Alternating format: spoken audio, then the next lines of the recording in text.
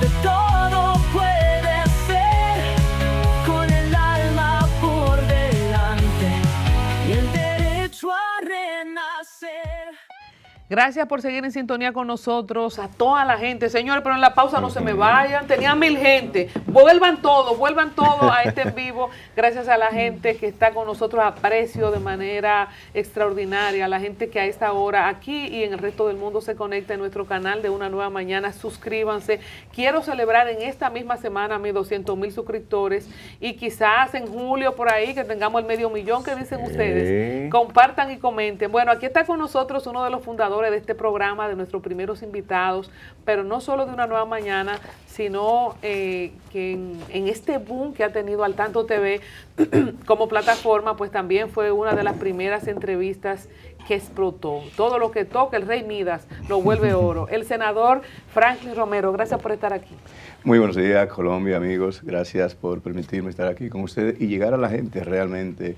Y gracias por tus palabras de decir que después que vinimos acá el programa hizo boom. No, lo que sucede es que tú irradias esa energía positiva. Me va a devolver el piropo.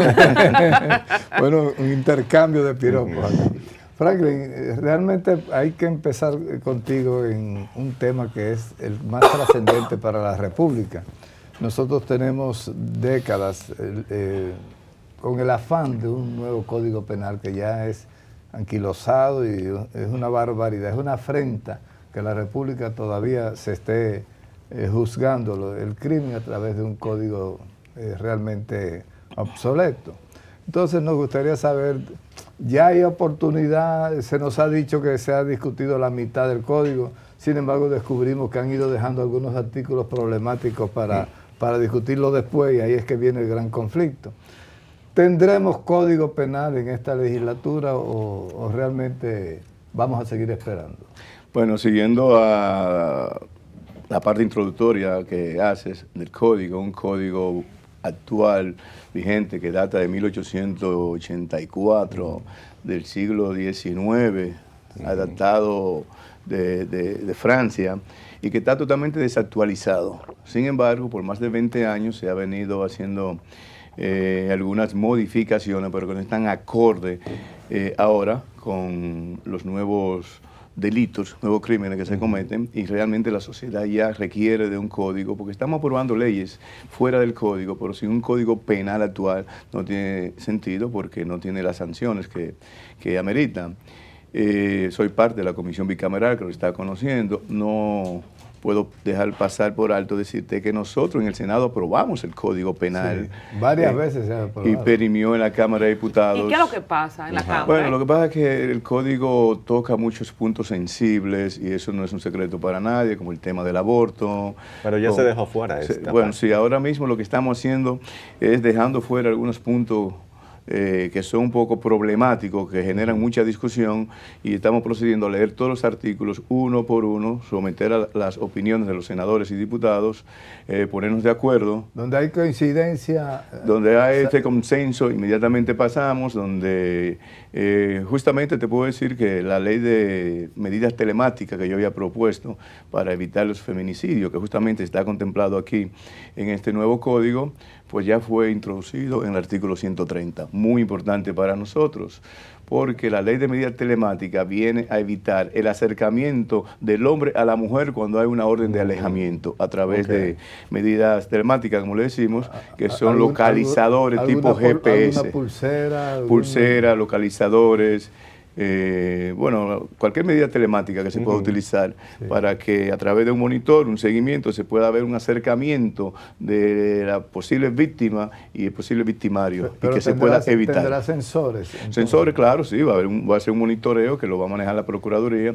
Lo importante es que logramos ya incluirlo ahí. Ahora nos queda también algo muy importante que tiene que ver con el código, que el proyecto de ley que también sometimos, que tiene que ver con la castración química, la castración hormonal, que ya tenemos que llegar a ese artículo que se leyó, pero yo no estaba, aunque envié mi posición al respecto, pues lo vamos a abrir de nuevo para ver si podemos incluir ahí la castración química como una medida accesoria para los violadores de niños, niñas, principalmente, y personas vulnerables. Franklin, ya que hablamos del código, la jueza Veloz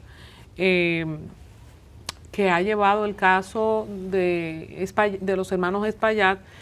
En las últimas horas he visto una información donde ella habla, no es como si se excusara o explicara su decisión, pero hablaba de la necesidad de aprobar ese nuevo código o que con ese código no se puede hacer más de ahí. Hay una sensación en la población de no justicia o de no una justicia quizás como desean las víctimas a propósito de la tragedia del YECC con más de 236 muertos, y entonces hay como una especie de sinsabor colectivo, y muchas veces entonces le tiran la culpa a los legisladores, decía la misma magistrada Jenny Berenice Reynoso, que instaba al Congreso a aprobar ese código.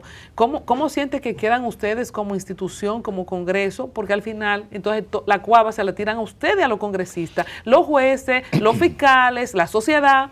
Yo siempre he dicho que todo el que quiere evacuar, evacúa en el Congreso.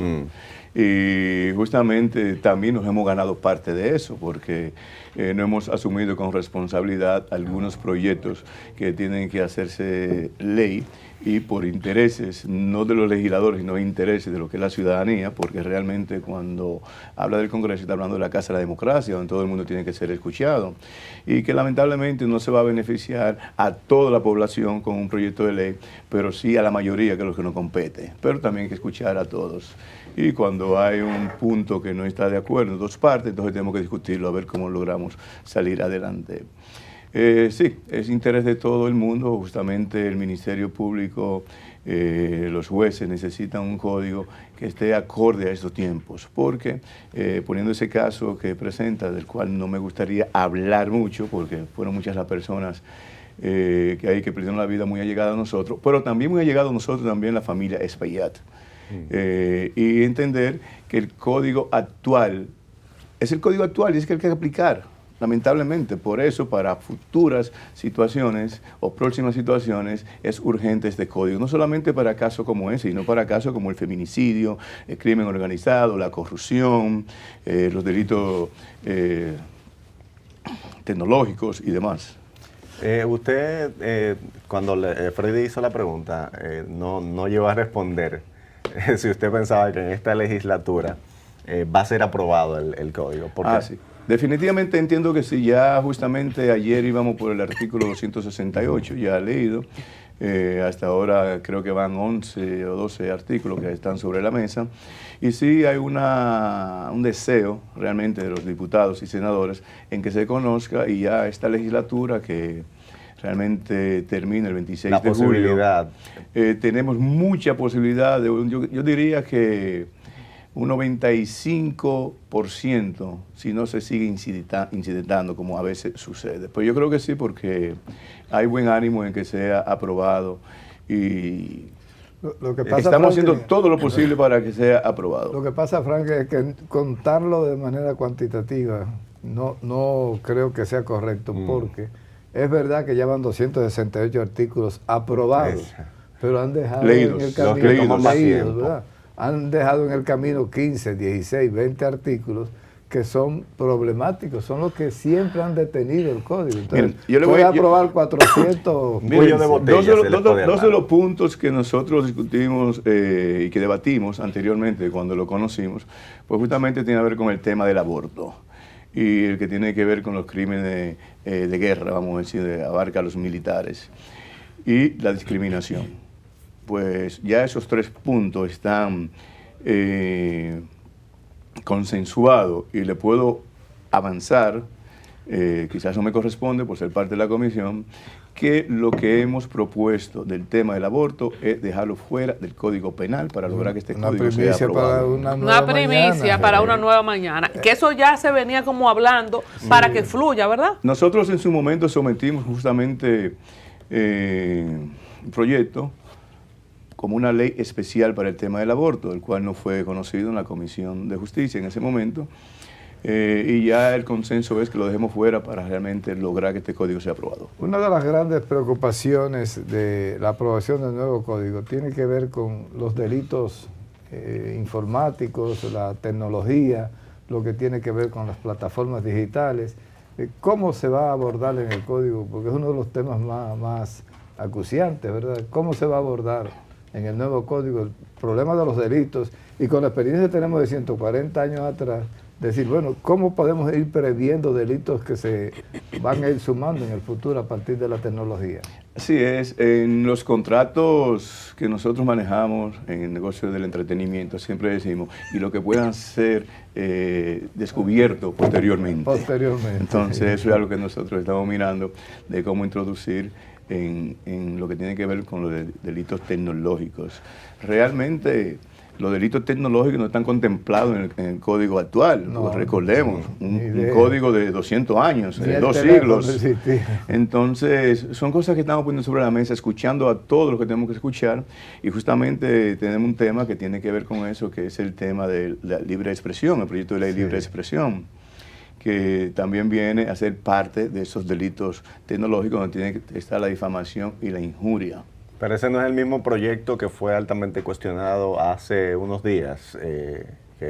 La supuesta ley Mordaza. La ley Mordaza. Correcto, sí, porque es como yo he dicho anteriormente, que dije de la reforma fiscal, de lo mal que fue vendida. Fue vendida muy mal, sin embargo, es una necesidad, y eso lo vamos a ver posteriormente, y vamos a seguir viendo más adelante, porque un país se mantiene realmente de los impuestos. Ahora, hay que ver cómo tú los aplicas y cómo se vende ese proyecto. La ley que en su momento, el artículo 44 de la Constitución decía que no era posible la libre expresión, y yo personalmente digo, estoy de acuerdo con la libre expresión, pero con responsabilidad.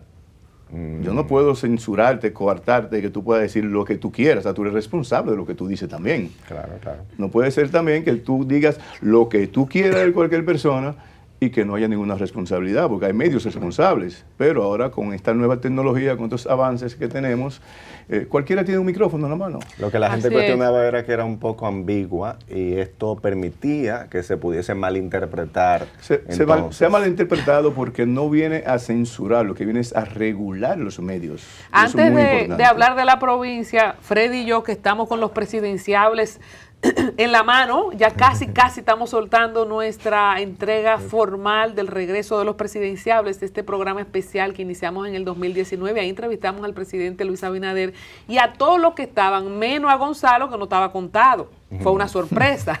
¿Cuáles sorpresas pudieran venir para esta temporada? No sabemos, pero ya el señor Víctor de Asa dijo que va. Carolina ayer dijo que hemos tenido presidentes grandes y chiquitos, presidentes buenos y malos, pero en el 2028 tendremos una presidenta. ¿Qué tú crees de eso, Franklin?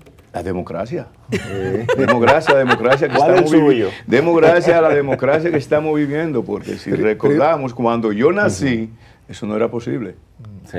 Sin embargo, hemos ido avanzando y ya la Constitución, su artículo 22, ¿verdad?, nos dice el derecho a elegir y ser elegido. O sea, que es algo que tenemos. ¿Tendremos un presidente o una presidenta? Uno de los dos lo vamos a tener. Tanibol. Primero, como van aconteciendo las cosas, Colombia y Nicolás, preguntemos primero, ¿tú estarás dentro de los presidenciables? ¿Te ha motivado a lanzar una candidatura? Hay muchos senadores.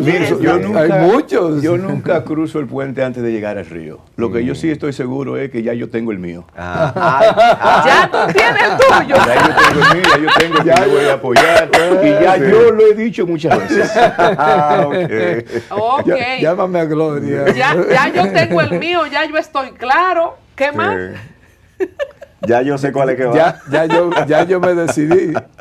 Ya tú te decidiste. Franklin, dices que ya lo has dicho en otras ocasiones, pero aquí se ha manejado la información de que Wellington Arnaud tiene 700 diputados y 700 senadores, que David Collado tiene 700 y 700, que Carolina tiene 700 y 700, que Yayo San Lobatón tiene 700 senadores, porque son 32 senadores y 190 diputados. 190 diputados. Entonces, ¿cómo es que está la cosa? Yo te puedo decir que cuando Yayo San Lobatón decida anunciar su precandidatura para ser el candidato del PRM, te puedo decir que va a tener cerca de 10 a 12 senadores. 10 a 12 senadores. Yo te puedo decir eso. En lo que tú estás. Y en lo que yo estoy. Y yo fui uno de los que realmente lo asumí, que lo es motivado realmente para que asuma esa precandidatura, entendiendo que es la persona que pueda dar seguimiento a la buena obra que ha hecho el presidente Abinader.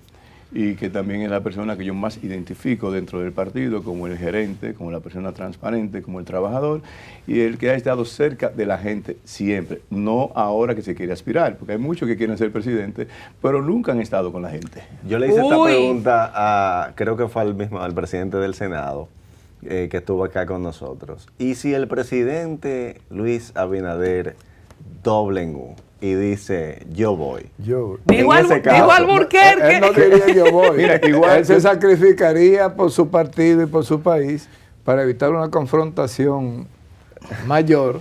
Entonces él podría sacrificar. Mire, Franklin, mira, Chu Vázquez. Balaguer se sacrificó varias veces. Chu Vázquez y Alburquerque, no es Nicolás que lo está diciendo, dijeron eso hace pocas horas. Miren, yo me caracterizo por realmente ser frontal y radical con lo que digo y decir lo que pienso y no permito que nadie me coarte. Yo creo mucho en el presidente Abinader, creo en su palabra, lo he apoyado desde que yo llegué al partido en el 2015. Aposté a él y ahí lo tenemos. Y he apostado justamente en el Congreso a las modificaciones que él hizo a la Constitución, justamente para si a él le picaba algún momento eso, él no tener la forma de regresar. Pero eso no es tan cierto, Frank. Bueno, es cierto porque es su palabra. Los que pusieron esos candados tienen una llave, una copia de la llave claro que ustedes fueron los que pusieron esos candados. Nosotros pusimos esos candados. Ustedes pueden quitar esos candados. Esa llave que se tiró yo no sé dónde, créeme que yo soy uno que no la voy a encontrar. Y si el presidente Abinader decidiera... ¿Y si él tiene una copia en el bolsillito de Bueno, entonces yo no lo apoyo, porque yo creo en él y creí en él. Pero el presidente inicialmente... Si a él le pica eso, que le cambia la mente, que yo creo que no va a pasar, yo diría, no, presidente, yo aposté a usted y creo en su palabra, entonces como yo creo en la suya, entonces que la mía se crea. Pero el presidente ha cambiado de opinión en ciertas ocasiones, en muchos temas. Bueno, porque son temas realmente que competen hacia afuera, no hacia adentro, hacia él. Bueno, el presidente va a pasar a la historia. El presidente va a pasar a la historia porque esto nunca se había visto. Se había modificado la Constitución en reiteradas ocasiones, más de 30 veces, justamente para beneficiarse de esas modificaciones y aspirar a la reelección. Y él hizo todo lo contrario. Pero ¿usted no cree que fue apresurado el hecho de él decir inmediatamente asumiendo, yo no voy? No, fue responsable. Porque entonces se destapó todo esto que estamos viendo. No, él fue responsable justamente porque la Constitución no se lo permitía. ¿Para qué va a jugar con eso? Entonces él fue responsable y decirle, bueno, ya este es mi segundo periodo y el que dice la Constitución por el que yo puedo ir. Él fue muy responsable. Y para asegurarse, por eso modifica la Constitución. Okay. Mira, necesitamos, Franklin, volver un momento. Habíamos salido ya del Código Penal, pero necesitamos volver un momento por un tema que es trascendente para la República Dominicana. La corrupción. Hay el tema de cómo si perime a los 10 años, si perime a los 20 años, si nunca los delitos de corrupción son perecederos, o sea, no perimen. ¿Cuál es tu posición en torno a eso? ¿Qué va a pasar en el código con el tema de la corrupción?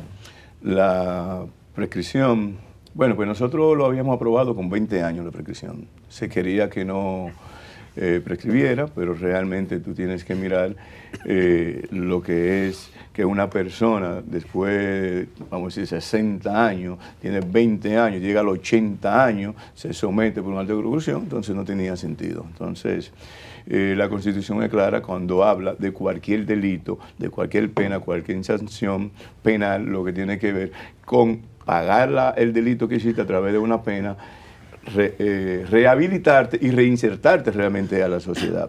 Entonces, nosotros entendíamos, y fue mi opinión también, que 20 años para la prescripción era, excepto hay algunos delitos que tienen que ver lo que él trata de personas, en la ley 137-03, que también lo conocimos, las modificaciones que hicimos, que vienen también a sancionar ahora a los servidores públicos, que la gente desconoce de eso. La gente solamente cree que se sanciona al migrante ilegal, ¿no? Ahora viene que hemos visto que todos los actos de corrupción, de trata de personas y tráfico de migrantes, siempre hay una persona involucrada, llámese un guardia, un policía, un diputado, un senador, un alcalde, un regidor, lo que sea. Una autoridad. Ahora, una autoridad. Ahora estas personas van a tener una pena accesoria de inhabilitación de ser encontrados culpables. Wow.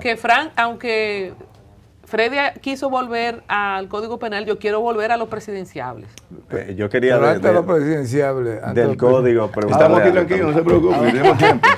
¿Habrá cúmulo de pena para quedarnos ¿habrá cúmulo de pena? Claro que sí, el nuevo código contempla el cúmulo de penas. La procuradora. Claro, hasta 60 años. Okay. Cúmulo de penas hasta 60 años y hemos logrado ya... O sea, hasta 60 años de cúmulo de penas, o sea, si son 10 años, pues el 6 por 10. Yo quería que si era hasta los 60 años, digo, ya yo salí del código. No, hasta 60 años de pena. No. Síguete portando bien. Sí. No, porque también hay una parte donde una persona que ya tiene sobre 80 años no puede ser sancionada por más de 5 años. Okay. Sí, bueno, ya esa gente está viviendo ahora Colombia, vámonos al tema interesante. No, en el término del Código Penal, la procuradora Jenny Berenice instó a los legisladores a que lo aprobaran. Aparte de estas declaraciones que ella dio, me envió algún tipo de comunicación directa, los llamó, hizo algún tipo de diligencia. Exacto, de diligencia directa. Sí, realmente la Procuraduría, tanto como la Procuraduría y el Ministerio Público en sí, necesitan estas garras, estas nuevas herramientas, como dije anteriormente, para actualizar este código, para estar acorde a los nuevos delitos que se han creado ahora, que no están tipificados realmente en el código actual. Sí, ella es la más interesada en tener estas herramientas, porque si no, ¿cómo podemos sancionar? Rapidito, una vuelta a lo presidenciable para ir a la provincia. Cuando Carolina dice tendremos una presidenta en el 28, quiero hablar de Raquel Peña, la vice. Hay muchas personas, Freddy ha sido, que tiene un ojo avisor impresionante, de la gente que decía, de lo que se tienen que cuidar Yayo, que es tu candidato. Y Freddy escribe muy bien.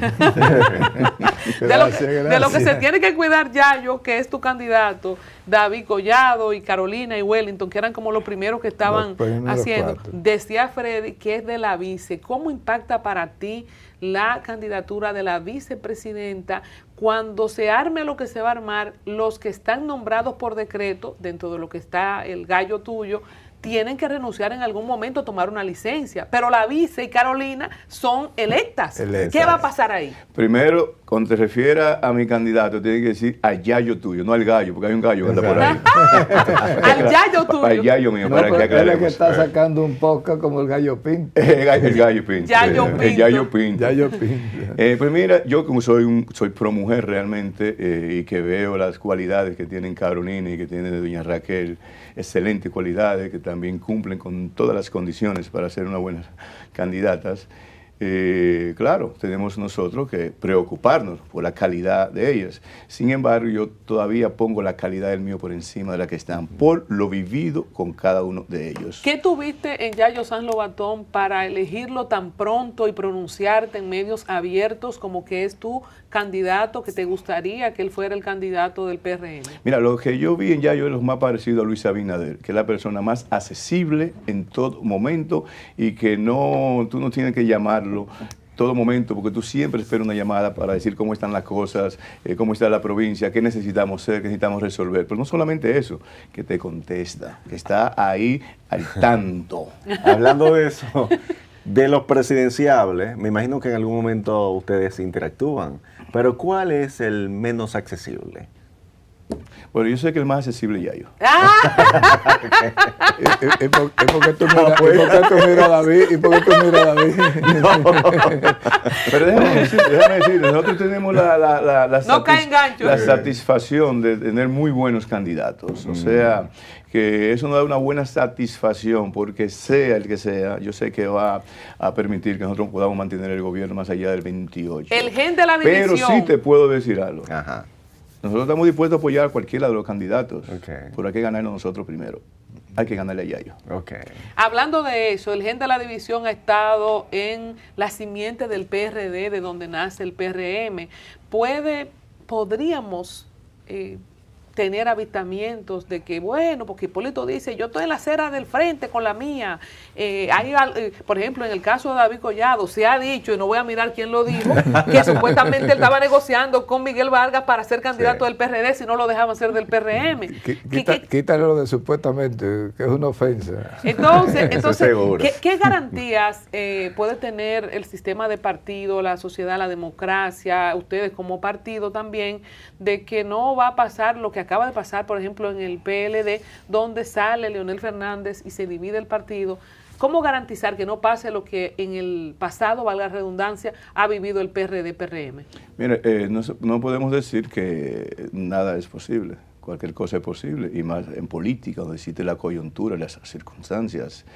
Pero mirando a corta, mediana y larga distancia, yo no veo que haya una posibilidad realmente de que el PRM se divida. El PRM está más unificado que nunca, aún con estas aspiraciones que estamos mirando, porque eso es lo que hemos logrado, que de una imposición se pase a un derecho realmente a aspirar, que era lo que pasaba antes, y que también lo vivimos en el PRD, lo vivimos en el PRM al inicio también, y en los demás partidos, una imposición.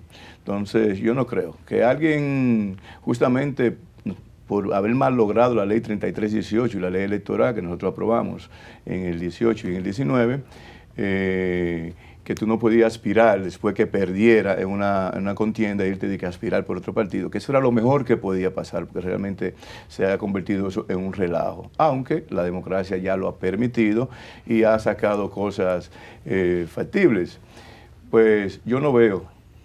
No hay chance de que la oposición... Yo te puedo decir que un candidato de los nuestros, que porque pierda y entienda que ya era el elegido, y no salió el elegido, hasta le haga bembita, diga me voy, pero donde se vaya, el que se vaya del PRM, fuera del PRM, porque recordemos que es la estructura del PRM, no solamente el candidato per se, y la estructura del PRM está demasiado fortalecida. Entonces, que usted se va a un partido minoritario, va a ser minoritario como quiera. El fenómeno Omar Fernández, ¿cómo lo ves tú que hablas de muchos candidatos jóvenes? Yayo Sanz, tu candidato es un hombre joven. ¿Cómo ves el perfil de Omar Fernández en una contienda al 28 como candidato a vencer, según dicen muchos, para quien represente al PRM? Pues mire, ese muchacho tiene unas cualidades, con 32 años le podemos decir que es una gran figura dentro de la política dominicana, una persona. Yo le digo a Omar, el candidato colombiano, porque no hay forma que ofenda ni cómo hable. Es una persona educada, una persona que tú no tienes forma de cómo pelear con él, sin embargo, el muchacho cae bien. Sí. Entonces, es una persona muy preparada, que llega a la gente, y si nosotros vamos a enfrentar a Omar en el 28, tenemos que pelear un poquito más fuerte. Te puedo decir a mí me gusta cómo habla Franklin, porque él no se la quita a nadie. No, o sea, ni se la pongo a nadie tampoco. Vamos a hablar de la provincia antes de irnos. Antes de pasar a la provincia, algo breve. Tú sabes que no lo vamos a dejar hemos escuchado en los pasillos y eso, cierto descontento de las bases del PRM, producto de que entienden que el presidente no les ha dado la prioridad que ellos entienden que merece, y que esa prioridad se le ha dado a los aliados. ¿Qué opinión le merece a ustedes? Bueno, sí, también es cierto, lo hemos visto eso en varias ocasiones, donde fruto del triunfo que obtuvimos a raíz de tener algunos aliados, recordemos que nosotros logramos un 48% de los votos, y el 9% que nos llevó a un 57% fue un fruto de los aliados, y los aliados realmente tienen que tener una participación en el gobierno, pero es como se dice, en campaña se promete. Exacto. Y luego que llegamos no se cumple. El presidente ha cumplido con los aliados y ha cumplido también con el PRM. Que nosotros, si no me toman a mí en cuenta que soy del PRM y toman un aliado, claro que yo me voy a sentir incómodo, pero también tengo que entender que hicimos unas negociaciones, y en mi caso, a mí me apoyaron los aliados como senador.